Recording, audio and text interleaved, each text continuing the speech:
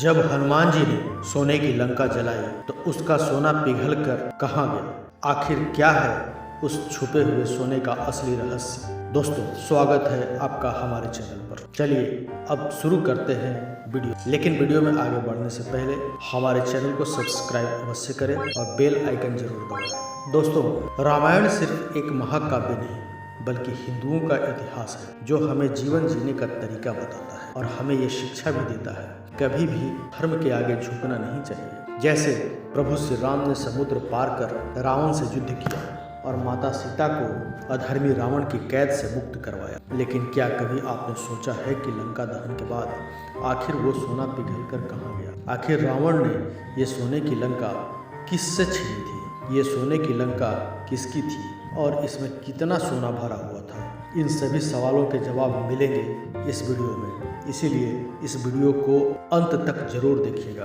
रामायण का वह प्रसंग तो आपने सुना होगा जब हनुमान जी को लंका के वासियों ने रावण के समक्ष पेश किया और उसके बाद उसकी पूंछ पर आग लगा दी, जिसके बाद हनुमान जी ने भगवान श्री राम का नाम लिया और पूरी सोने की लंका को जला दिया। लेकिन क्या आप जानते हैं कि हनुमान जी ने पूरी सोने की लंका क्यों जलाई थी? इसके पीछे भी एक रोचक कथा है। एक बार कैलाश पर्वत पर माता पार्वती उदास बैठी थी।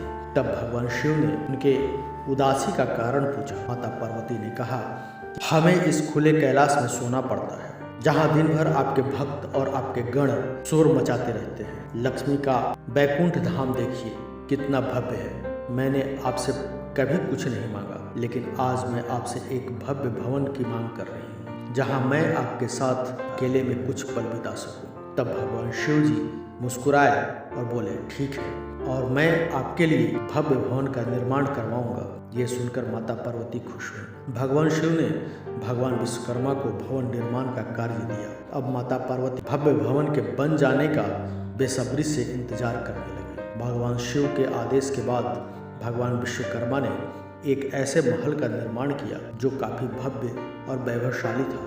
इस महल को देखने के लिए देवी देवता भी अपने लोक से आने लगे। महल पूर्ण रूप से सोने का था।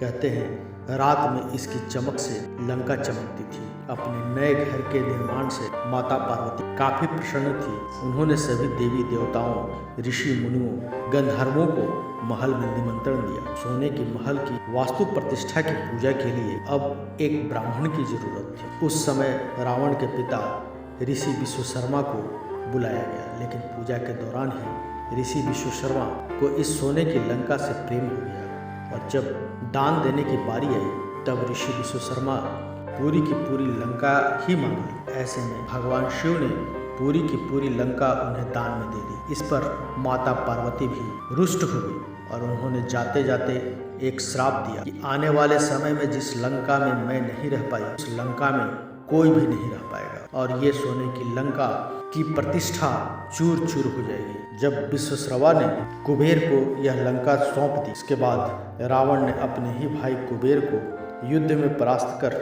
ये लंका ले ली। उसके बाद उन्होंने स्वयं भगवान श्री राम की पत्नी यानी माता सीता का हरण किया, जिसके बाद भगवान शिव के अंश यानी हनुमान जी ने ही उस लंका को भस्म किया।